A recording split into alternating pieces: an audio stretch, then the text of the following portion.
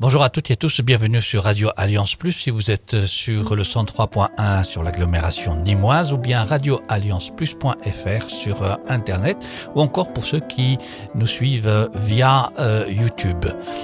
Le culte de ce matin est un culte qui vous est proposé en collaboration avec Radio Alliance Plus, l'Église protestante unie de France à Nîmes et l'Église française de Saint-Gall en Suisse. Ce culte sera présidé par les pasteurs Ticia Esbanti, Claire Desménards et Jean-Christophe Muller. La prédication sera assurée par la pasteur Ticia Esbanti et la partie liturgique par la pasteur Claire Desménards et le pasteur Jean-Christophe Muller, assisté bien sûr de la pastorale nîmoise. L'Église protestante unie de Nîmes, ce sont des hommes et des femmes témoins de l'Évangile sur une ville, une agglomération. Ils ont des lieux où ils se réunissent, dans des quartiers comme à la Gazelle ou au foyer fraternel, dans des services comme l'aumônerie des hôpitaux ou des maisons de retraite protestantes. Là où il y a de la misère, c'est-à-dire là où vont les bénévoles de l'association protestante d'assistance, notre diaconat. Service de culture avec la maison du protestantisme. Et puis des lieux de culte, anciens pour certains, comme le grand temple, le petit temple.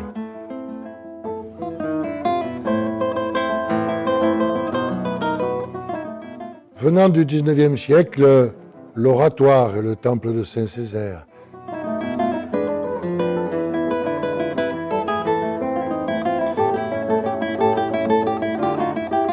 Puis, plus récent, juste à la fin du XXe siècle, la fraternité.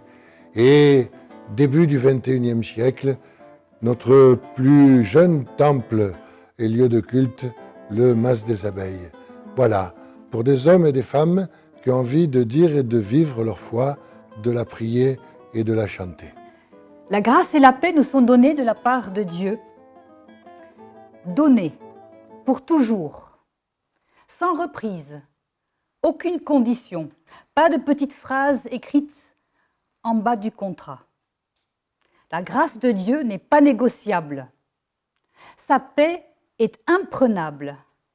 Et tu es, et nous sommes, tous et toutes, sans condition, les destinataires de cette grâce et de cette paix, aujourd'hui et à jamais.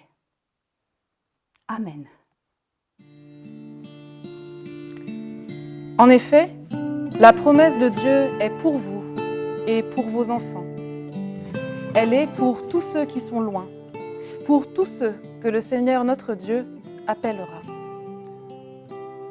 Car que esta promessa es per vosotros e per vuestros enfants, e per toutes los son loin, tant que n'appellera le Seigneur notre Dieu. Denn was Gott versprochen hat, ist für euch und eure Kinder bestimmt und für alle, die jetzt noch fern sind und die der Herr, unser Gott, hinzurufen wird. For the promise of God has been made for you and for your children, and for all who live afar off, all of whom the Lord our God will call. Pois a promessa é em favor de vocês e de seus filhos e filhas, e para todos aqueles que estão longe, todos aqueles que o Senhor nosso Deus chamar. Inderdaad, Gods belofte werd gedaan voor u en uw kinderen, en voor allen die veraf leven, allen die de Heer, onze God, zal roepen. Voici un moment de louange.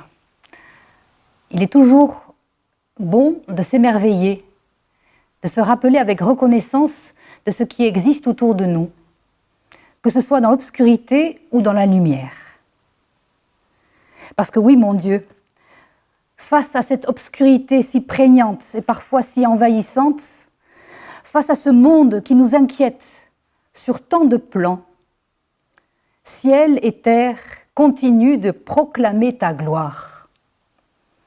Et c'est pourquoi nous poursuivrons sans cesse cette louange. Te louer de tout ce qui nous fait croire en l'espérance que tu nous donnes. La souplesse du vent, la droiture de l'arbre, la force des colombes, la tendresse du lait, la bonté de la terre, la patience de l'eau, la douceur du galet, la passion de la paix, les combats sans vaincus, les nations sans frontières, le respect du dernier, le refus du mensonge, la joie de servir, le silence des nuits, le concert des étoiles, la jeunesse du ciel, le rire de l'aurore, le mépris de la gloire, la grandeur des petits, le courage du blé, la lenteur de l'écorce, la beauté de ce monde. Amen.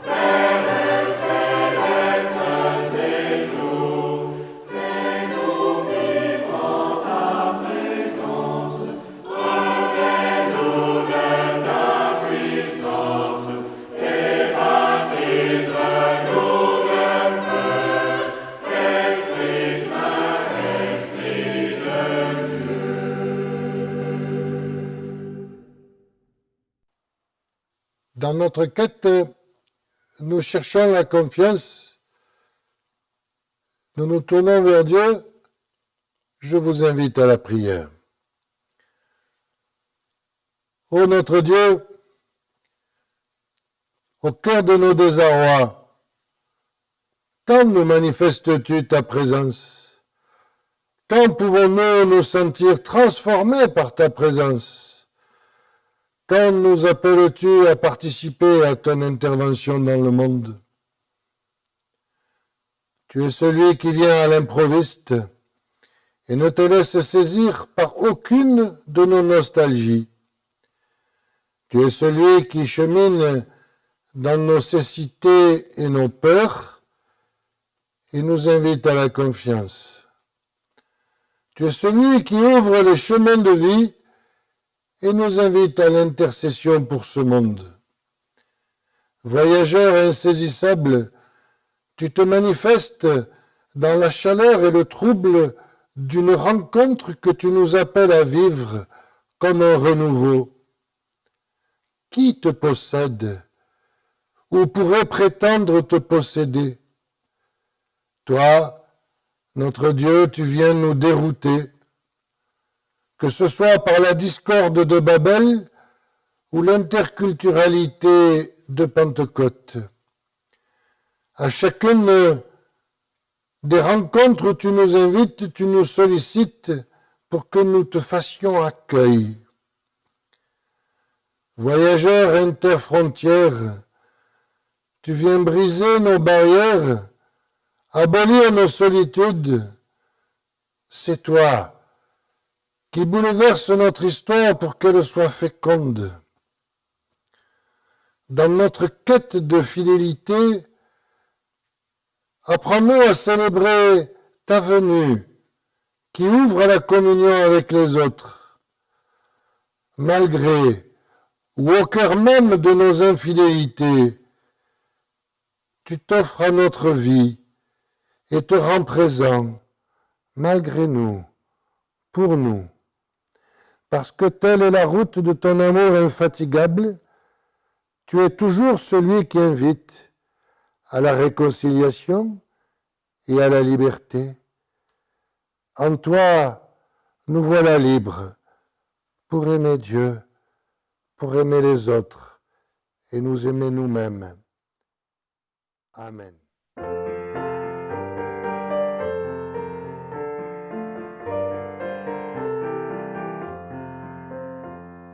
J'ai besoin de ta confiance pour vivre chaque jour. J'ai besoin de ta présence, j'ai besoin d'être sûr de ton amour. Pouvoir frapper à ta porte, parler en vérité, savoir que tu réconfortes et chez toi être toujours invité. J'ai besoin de ta patience, de ta sincérité. Tu entends mes confidences et chez toi je suis en sécurité.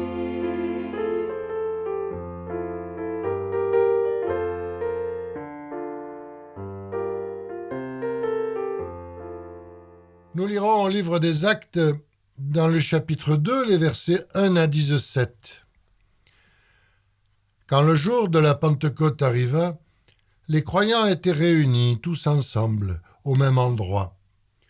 Tout à coup, il vint du ciel un bruit comme celui d'un violent coup de vent qui remplit toute la maison où ils étaient assis.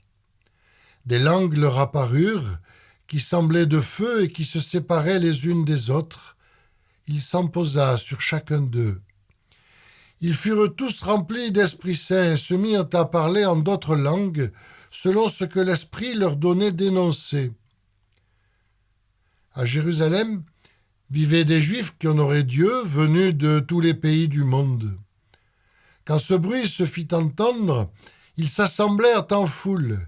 Ils étaient tous profondément surpris, car chacun d'eux entendait les croyants parler dans sa propre langue. Ils étaient remplis de stupeur et d'admiration et disaient « Ces gens qui parlent, ne sont-ils pas tous de Galilée ? Comment se fait-il que chacun de nous les entende parler dans sa langue maternelle ? Parmi nous, il y en a qui viennent du pays des Parthes, de Médie et d'Élam. Il y a des habitants de Mésopotamie, de Judée et de Cappadoce, du Pont et de la province d'Asie. Certains sont de Phrygie et de Pamphylie, d'Égypte et de la région de Cyrène en Libye. D'autres sont venus de Rome, de Crète et d'Arabie. Certains sont nés juifs et d'autres se sont convertis à la religion juive. Et pourtant, nous les entendons parler dans nos diverses langues des grandes œuvres de Dieu. Ils étaient tous remplis de stupeur et ne savaient plus que penser. Ils se demandaient les uns aux autres « Qu'est-ce que cela signifie ?»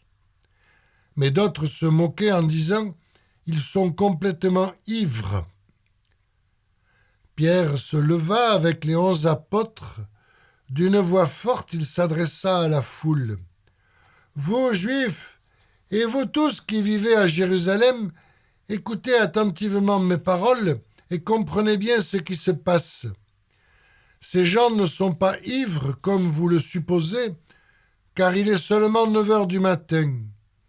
Mais c'est maintenant que se réalise ce que le prophète Joël a annoncé. Dans les derniers jours, dit Dieu, je répandrai de mon esprit sur tous. Vos fils et vos filles parleront en prophètes, vos jeunes gens auront des visions et vos vieillards auront des rêves.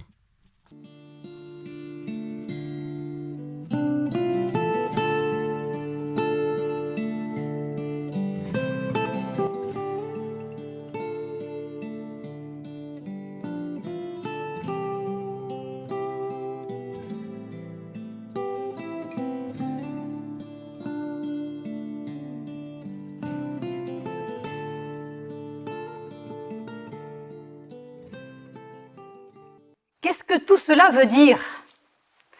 Certains se moquaient et disaient « ils sont complètement ivres ». Ça commence mal. Voilà les apôtres du Christ soupçonnés d'ivresse sur la voie publique. Enfin, publique, on ne sait pas trop. Où se trouvent-ils exactement? Dedans ou dehors, pour qu'on les entende de partout dans la ville de Jérusalem? Drôle d'histoire. Mais face à la moquerie de certains, Pierre défend ses amis. Non, ils ne sont pas ivres, car il est seulement 9 heures du matin. Drôle de réponse. L'ivresse aurait donc sa place, mais aussi son heure. Pas très catholique comme raisonnement, surtout quand on s'appelle Pierre. Et nous?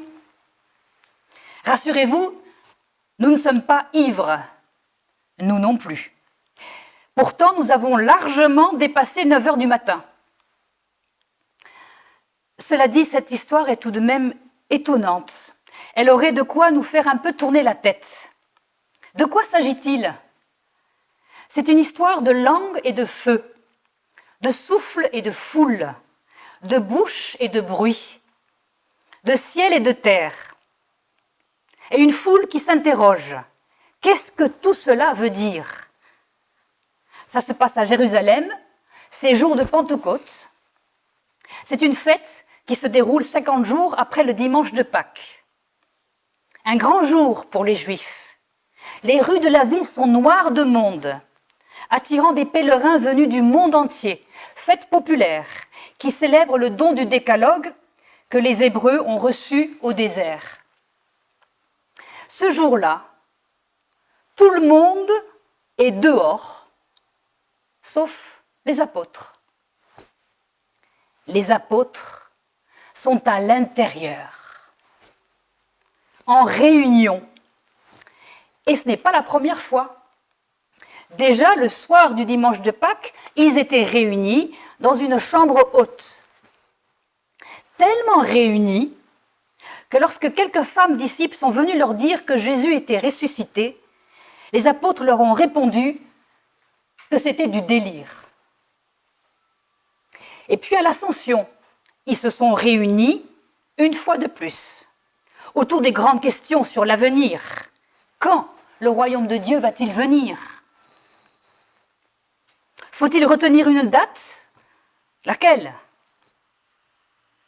Et après cela, les apôtres se sont encore réunis pour parler, vous savez quoi? Pour parler des élections.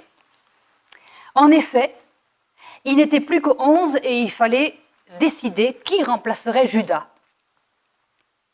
Enfin, le jour de la Pentecôte, les voilà de nouveau en réunion, entre eux, entre 4 murs. Seulement, après les réunions, les spéculations et les élections, il ne reste plus beaucoup d'énergie pour l'essentiel. Qu'est-ce que c'est l'essentiel? Les apôtres le savent-ils encore? Depuis Pâques, ils sont quelque peu dépassés par les événements. Ils sont pourtant les témoins d'une espérance inouïe. Mais eux, est-ce qu'ils se sentent ressuscités dans leur cœur pour se faire les messagers d'une si bonne nouvelle? Ils ont des doutes, en fait. Et leur besoin d'être rassurés est immense. Même si à plusieurs reprises, les jours et les semaines précédentes, des paroles d'encouragement leur sont adressées, une promesse leur est donnée par leur maître. Vous serez témoins de tout ce qui s'est passé. Vous recevrez un nouveau baptême. Vous allez recevoir une force, une puissance. Mais apparemment, ça ne suffit pas pour les faire sortir de leur salle de réunion. Ainsi, pendant que la foule en fête s'anime et traverse les rues de Jérusalem, les apôtres, eux, donnent l'impression de faire bande à part. Pas de communication avec l'extérieur. Les apôtres n'auraient-ils plus de batterie? C'est étonnant quand même, parce que ces apôtres, ce sont les amis de Jésus, ce sont les proches prochains de Jésus. On aurait pu s'attendre à ce que, ayant fréquenté le Messie pendant 3 ans, ils aient intégré un tout petit peu de savoir-vivre. Autrement dit, eh bien qu'ils sortent, qu'ils aillent en ville, là où il y a de l'animation. Et à Jérusalem, jour de Pentecôte, il y a 2000 ans, eh bien, il y avait énormément de monde. Un peu comme à la Faria de Nîmes, en temps ordinaire. Eh bien là, rien de rien. Les apôtres sont réunis dans une maison, quelque part, en ville, confinés. Ils sont là, assis, comme dans une salle d'attente. Bonjour l'ambiance. Et c'est peut-être pour ça que la suite de l'histoire est explosive, parce que cette situation-là ne pouvait pas durer. En effet, voici qu'un énorme bruit vient secouer les apôtres de leur torpeur, de leur immobilité, de leur attente passive et de leur réunionnite. Ce bruit, nous dit le récit, ressemble à un violent coup de vent qui remplit la maison où les apôtres se trouvent. Violent comme le Mistral dans le Gard. Pire même. Eh bien, imaginez la scène. Je pense que ça décoiffe. L'espace se dilate, enfin du courant d'air, comme un grand ménage du printemps. Et voilà nos apôtres, dit le récit, remplis de l'Esprit Saint. Ce mot, en français courant, signifie être enthousiaste. C'est ce qui se passe. Les apôtres deviennent prolixes, ils ont des choses à dire. Et ils se mettent même à parler en d'autres langues. Des langues séparées, nous dit-on, qui se posent sur chacun des apôtres. Et donc, chacun se met à parler une langue différente. Qu'est-ce que ça veut dire? Ça veut dire qu'ils ne se comprendront plus s'ils continuent à rester entre eux. Cette diversité des langues qui arrive brusquement les oblige à quitter leur petit cercle, à sortir pour aller rencontrer les autres, cette foule cosmopolite qui afflue à Jérusalem. Les apôtres ne sont plus entre eux. Réunis au-dedans, ils sont en quelque sorte propulsés dehors. Exit la mezzanine, la chambre haute. Fini le club d'amis, l'amicale de Jésus. Fini le chacun pour soi. Pentecôte, on pourrait dire, c'est la sortie de nos salles d'attente. Parce que c'est dehors que ça se passe. La foule est là dans sa diversité la plus grande. Hommes, femmes, enfants, jeunes et vieux, de toutes les nations qui vivent sous le ciel, dit joliment le texte biblique. La Pentecôte n'est pas réservée à un petit groupe. Elle est donnée à tous. Pour le dire autrement, Pentecôte, c'est l'urgence d'un très grand courant d'air et d'une vie différente. Parce qu'en effet, il est urgent de ne plus rester entre soi. Il est urgent de ne pas se contenter de ce que nous connaissons déjà, souvent par cœur, de ce que nous avons toujours fait, toujours vécu, depuis toujours. Il est urgent de ne pas se contenter de répéter les mêmes formules, les mêmes airs, les mêmes slogans, les mêmes prières. Le souffle de Dieu vient soulever, déplacer tout ce qui ferme et fige et rétrécit. Ces premiers croyants que sont les apôtres sont complètement bousculés. L'Esprit vient interrompre leur désir de rester ensemble dans un même lieu. Il les fait sortir de la chambre haute en secouant toute la maison. Il leur offre des langues séparées et des langues différentes. Non pas une langue pour le groupe, mais une langue différente pour chacun. Parce que Dieu ne s'adresse pas aux humains en général, mais toujours aux personnes en particulier. Il parle de cœur à cœur.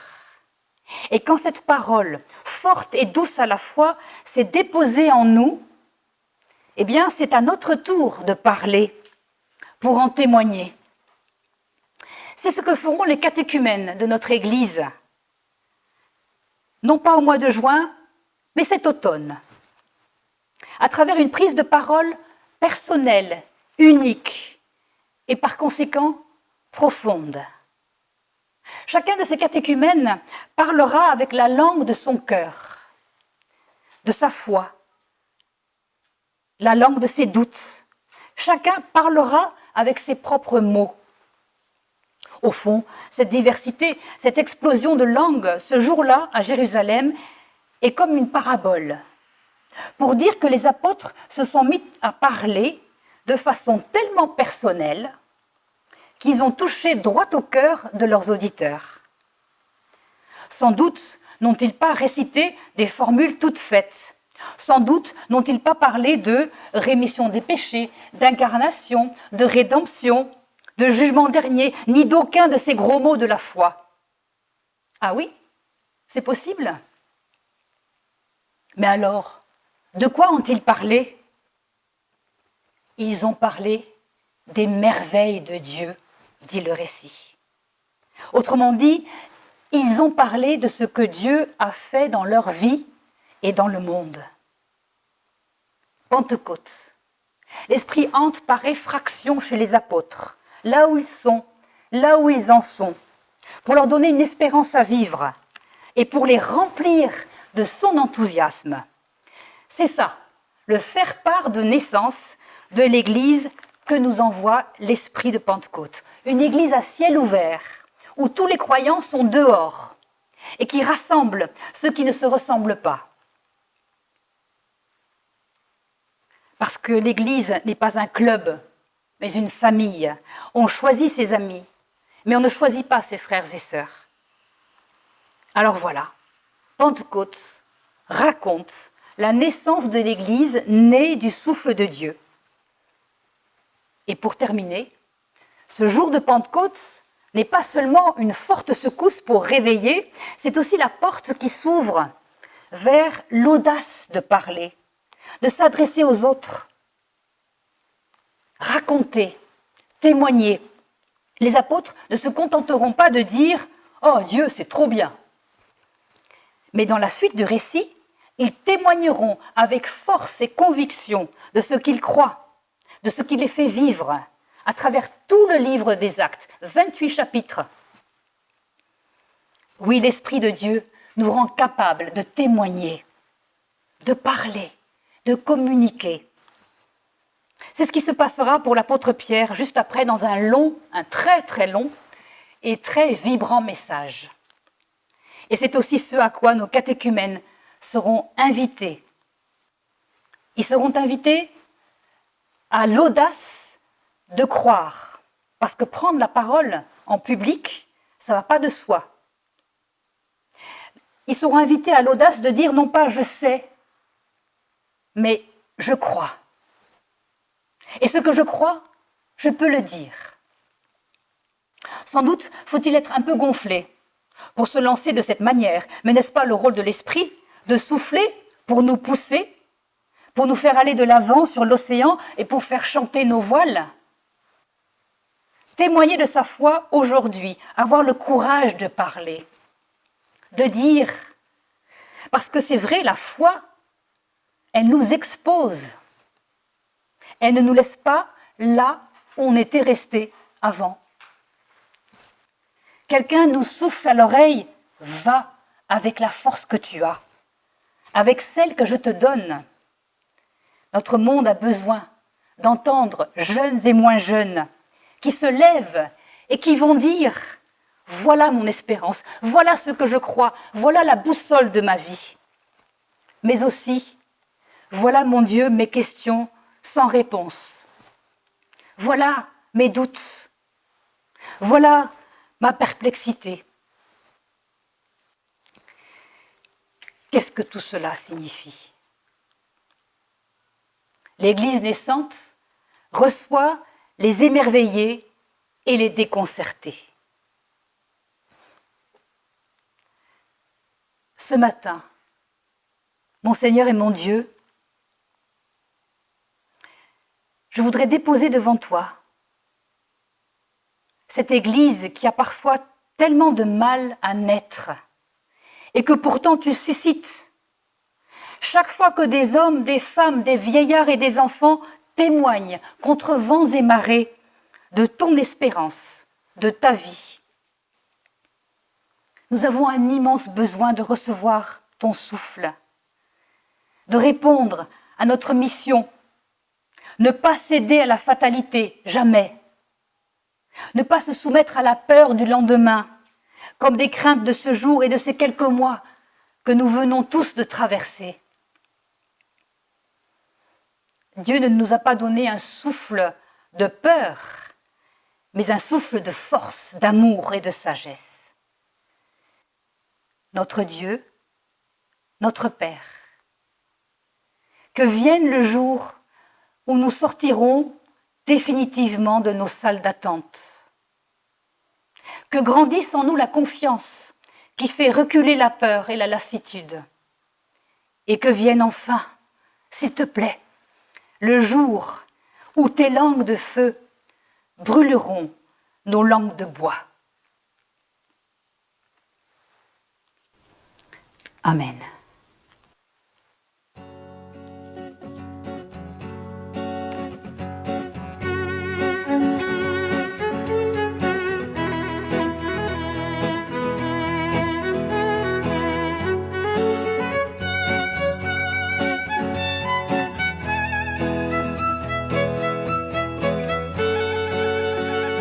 Spirito Santo, soffio di vita, Spirito Santo, soffio di fuoco, Spirito Santo, consolator, vieni e santificaci. Spirito Santo, soffio di vita, Spirito Santo, soffio di fuoco, Spirito Santo, consolator, vieni e santificaci. Spirito, Spirito, soffio di vita, Spirito Santo, soffio di fuoco, Spirito Santo, consolator, vieni e santificaci. Spirito Santo, soffio di vita, Spirito Santo, soffio di fuoco, Spirito Santo, consolator, vieni e santificaci. Spirito, Spirito di soffio di vita, Spirito, Spirito di soffio di fuoco, Spirito Santo di consolator, vieni e santificaci. Spirito Santo, soffio di vita, Spirito Santo, soffio di fuoco, Spirito Santo, consolator, vieni e santificaci. Spirito, Spirito, soffio di vita, Spirito, Spirito, soffio di fuoco, Spirito Santo Consolator, vieni e santificaci. Spirito Santo, soffio di vita, Spirito Santo, soffio di fuoco, Spirito Santo Consolator, vieni e santificaci.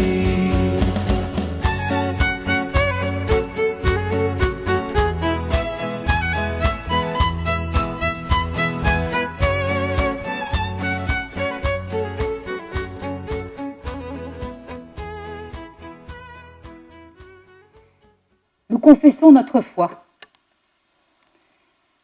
Je crois en l'Esprit Saint, souffleur de Dieu, éclaireur de nos vies, désignant pour chacun la route à suivre et aussi l'horizon.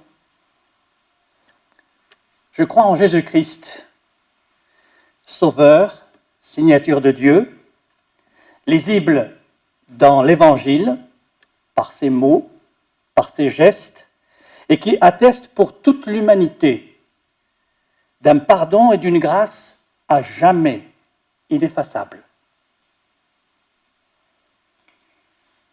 Je crois en Dieu, Créateur et Père de tous, dont le ciel et les étoiles chantent en silence la puissance et la gloire. Et je crois que l'Église sur la terre proclame avec joie l'espérance imprenable du royaume qui vient. Je crois qu'elle s'engage à la suite du Christ par ses mots et ses gestes, insuffisante et fragile, mais solidaire des humains, infidèle, mais aimée de Dieu, impardonnable, mais pardonnée, au service d'un monde qui ne l'attend pas, et de Dieu qui inlassablement la relève et l'attend. Je crois que Dieu, pour le salut du monde, ne manque pas de souffle en ce dimanche de Pentecôte. Amen.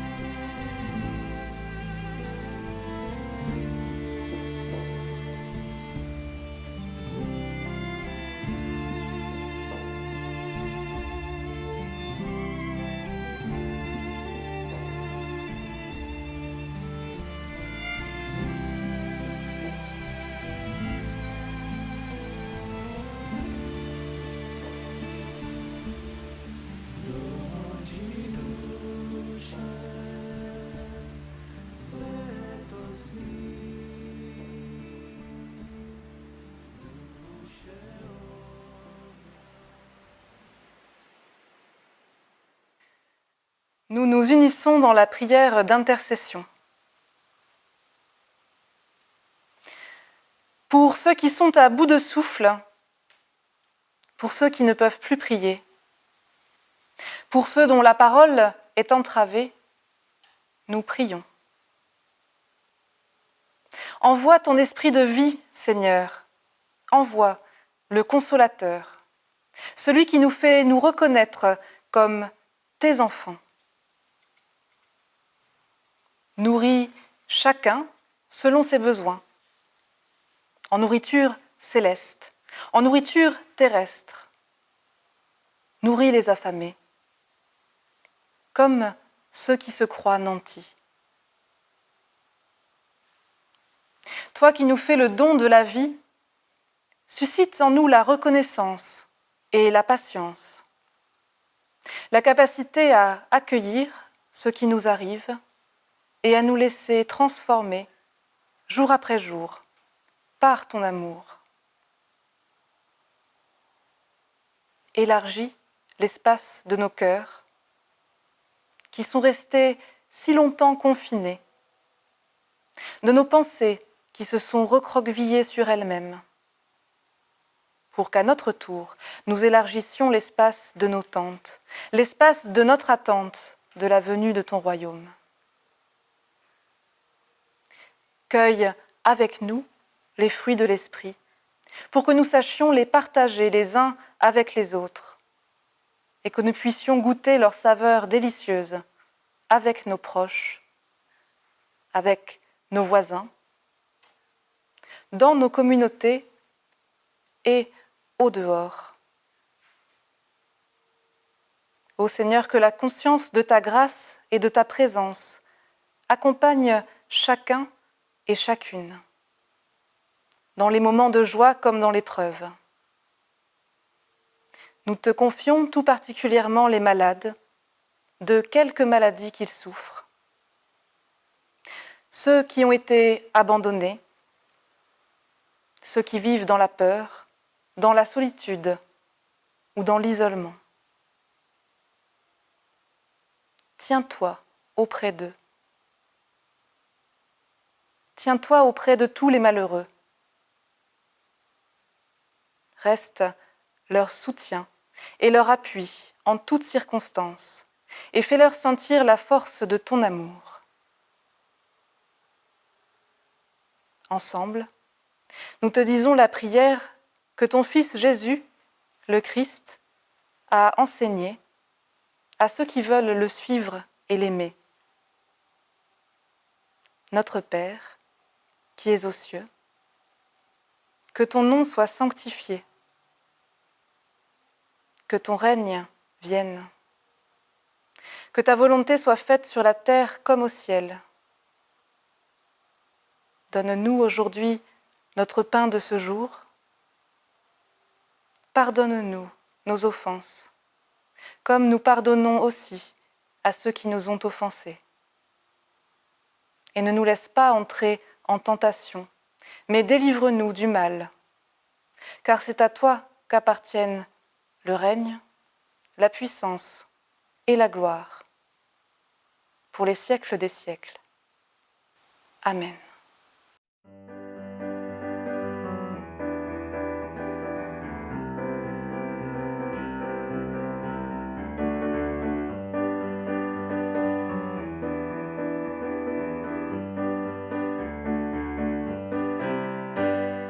Une flamme en moi réchauffe mon cœur.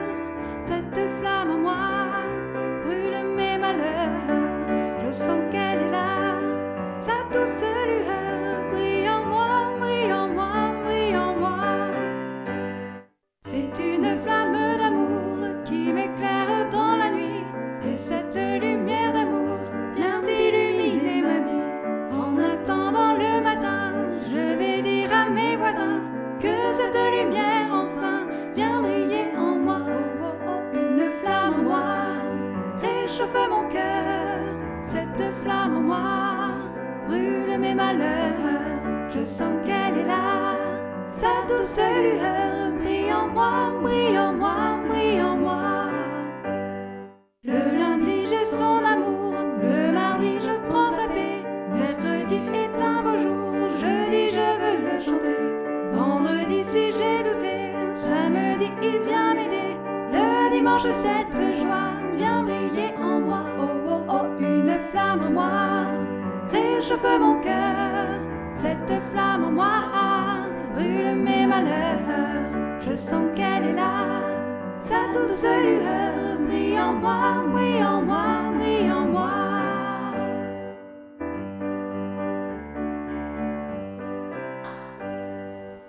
Quelques annonces pour l'Église protestante unie de Nîmes.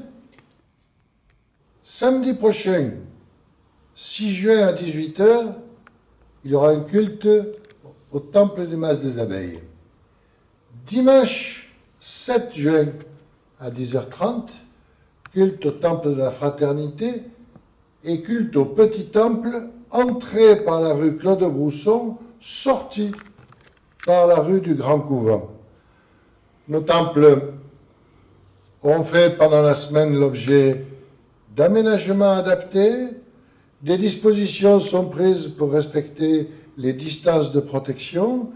Vous serez accueillis avec les gels, éventuellement les masques si vous ne les amenez pas. Nous aurons des cultes un peu particuliers liés aux réglementations qui permettent une participation des uns et des autres sans nous mettre en difficulté ou en danger. D'autres informations arriveront avec le croco et sur le site.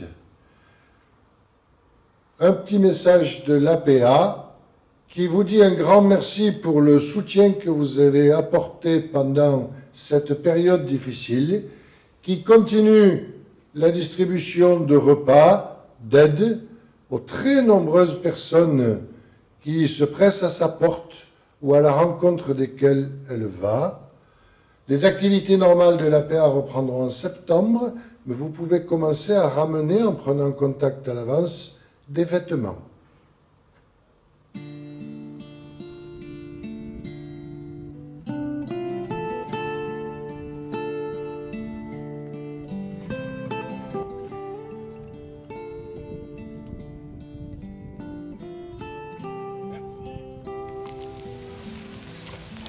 Une dernière histoire.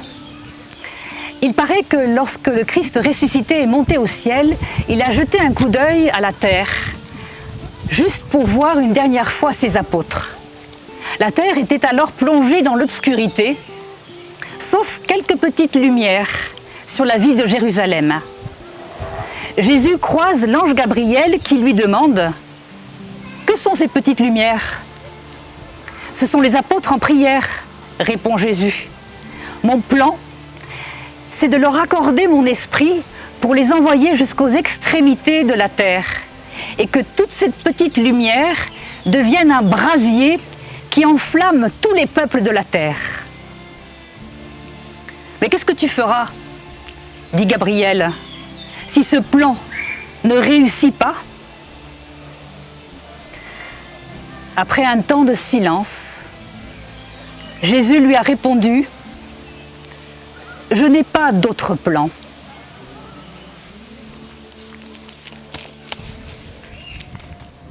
Que Dieu bénisse nos pensées, qu'il les ouvre pour qu'elle accueille la joie de son message et entende les réalités de ce monde. Que Dieu bénisse nos oreilles, qu'il les ouvre à ce qui est aimable, édifiant et encourageant, qu'il les ferme à ce qui est destructeur. Que Dieu bénisse notre bouche, qu'il l'ouvre pour des paroles sincères, bonnes, apaisantes, qu'il en fasse un sourire. Que Dieu marche devant nous pour nous ouvrir la route, qu'il marche à nos côtés pour nous soutenir, qu'il marche derrière nous pour nous souffler la confiance. Que le Dieu de l'espérance bénisse et garde la terre entière et tous ceux et celles qui l'appellent à être ses enfants. Amen.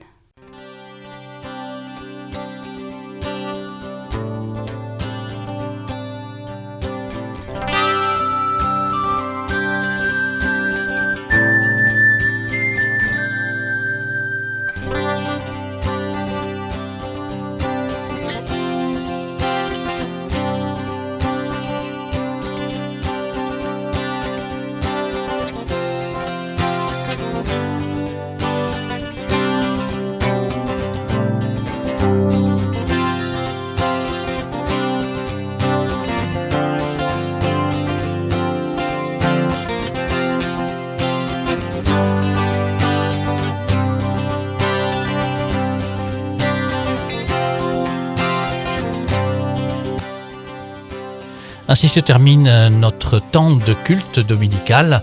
Ce culte dominical est une production en collaboration avec Radio Alliance Plus, l'Église protestante unie de France à Nîmes et l'Église française de Saint-Gall en Suisse. La prédication a été assurée par la pasteure Ticia Esbanti et la partie liturgique par la pasteure Claire de Ménard et le pasteur Jean-Christophe Muller, accompagné de l'ensemble de la pastorale nîmoise. Nous vous souhaitons un bon dimanche et vous donnons rendez-vous dimanche prochain à la même heure sur les mêmes longueurs d'onde. Bonne journée, au revoir.